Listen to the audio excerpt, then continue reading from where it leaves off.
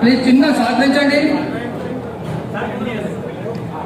Please please దయచేసి మన air force army DCW गारू army sir DCW साहब जी आप आइए नहीं आप आइए सर आप आइए नहीं सर साहब जी मेरी बात है हमारे कंटोनमेंट अभी एक प्रोजेक्ट कॉन्स्टिट्यूंसी MLA अभी कॉन्टेस्ट कर रहे हैं हमारे गणेश भाई साहब को మన DCW గారండి आर्मी DCW గారు DCW आर्मी सन्मान नहीं सर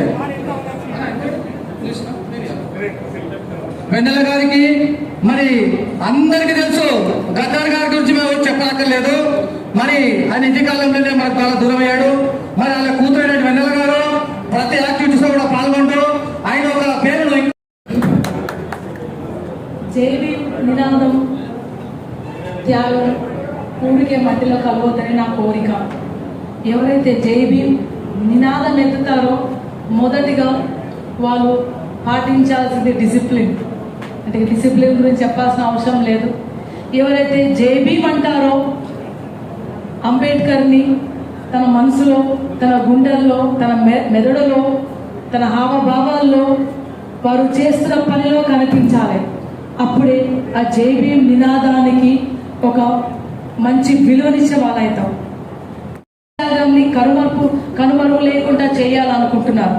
సో మనది మొదటి బాధ్యత ఏంటంటే ఈ రోజు నుంచి మన భారత రాజ్యాంగాన్ని రక్షించుకోవడమే మన పని.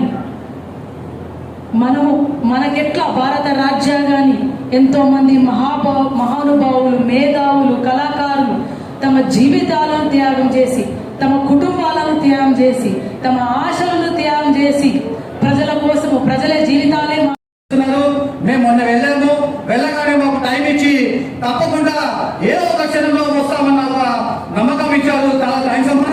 మీరు ఇంత సమయాన్ని తీసుకొని మా దగ్గర వచ్చినందుకు. పత్రిక నుంచి కూడా గణేష్ అన్న గారు కూడా మేము నిన్న కార్తీక గారు చాలా ప్రయత్నం చేస్తున్నారు. అయినప్పటికీ కూడా నేను లాల్ బజార్లో అయినా పాదయాత్రలో ఉన్నప్పటికీ కూడా మాకు కాంటాక్ట్ దొరకలేదు. అయినా వెంటనే మాకు స్పందించి మాకు అవకాశం ఇచ్చినందుకు ప్రత్యేకించి ధన్యవాదాలు చెప్తున్నామన్నా. మరి ఫస్ట్ వెన్నెల గారు అలంకరించిన సోదరిమణి కంటెస్టెడ్ MLA గద్దర్ వెన్నెల గారికి, కొత్త సంజీవ్ రెడ్డి అన్న గారికి, అయూబ్ ఖాన్ గారికి, అరుణ్ భాయ్కి, జమీల్ భాయ్, ఈ యొక్క కార్యక్రమం ఏర్పాటు చేసిన కార్తిక్ గారికి, ఈ కమిటీ అసోసియేషన్ సభ్యులందరికీ, విచ్చేసిన మా సోదరులందరికీ హృదయపూర్వకంగా నమస్కారం మరియు బాబాసాహెబ్ జయంతి శుభాకాంక్షలు. ఈరోజు మనం అందరూ ఇంత స్వేచ్ఛగా ఉన్నారంటే వారు ఇచ్చిన రాజ్యాంగమే, ఆ సిస్టమ్ ద్వారానే.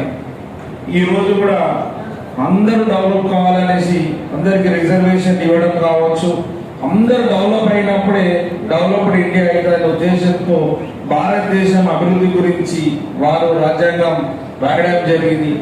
ఒక ఎస్సీలకే కాదు, అందరికీ అవసరం, అన్ని సిస్టానికి అవసరం అని, వారి ఆశయాలకు అనుగుణంగా ప్రతి ఒక్కరు అడుగు వేయాలని, అందరూ ఆ బాటలో నడవాలని, నాతోటి తోచినంత ఖచ్చితంగా వారి పేరు నిలబడ్డ విధంగా నేను పనిచేస్తానని మీ సభాముఖంగా హామీ ఇస్తూ మాకు ఈ అవకాశం ఇచ్చిన అందరికీ.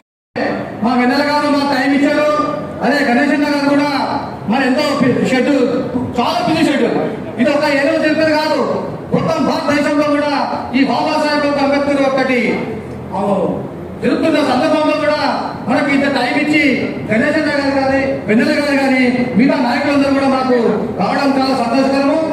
తప్పకుండా మీ అందరి యొక్క అసోసియేషన్ తరఫున స్వాగతిస్తున్నాము. Thank you. మా అధ్యక్షుల వారు మన శాలతోటి వెన్నెల మేడం గారికి సన్మానం. పడకండి.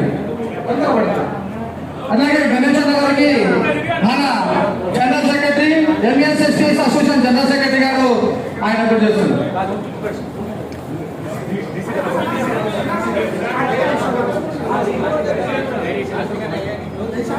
రక్షించుకోవడంలో మనం మొదలుండాలి. ఎవరైతే భారత రాజ్యాంగం గురించి వ్యతిరేకంగా మాట్లాడుతున్నారో వాళ్ళకు మనం ఓటేయొద్దు, వాళ్ళ పక్కన నిలబడద్దు, వాళ్ళ దావత ఇస్తే పోవద్దు, అన్నం పెడితే తినొద్దు, నమస్తే పెడితే నమస్తే పెట్టొద్దు.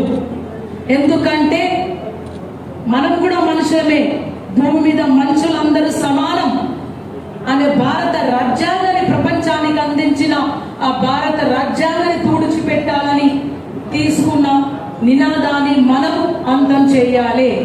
లేకపోతే మన మనుషులుగా కాదు, ఇటువంటి అవకాశం రాదు. ఇటువంటి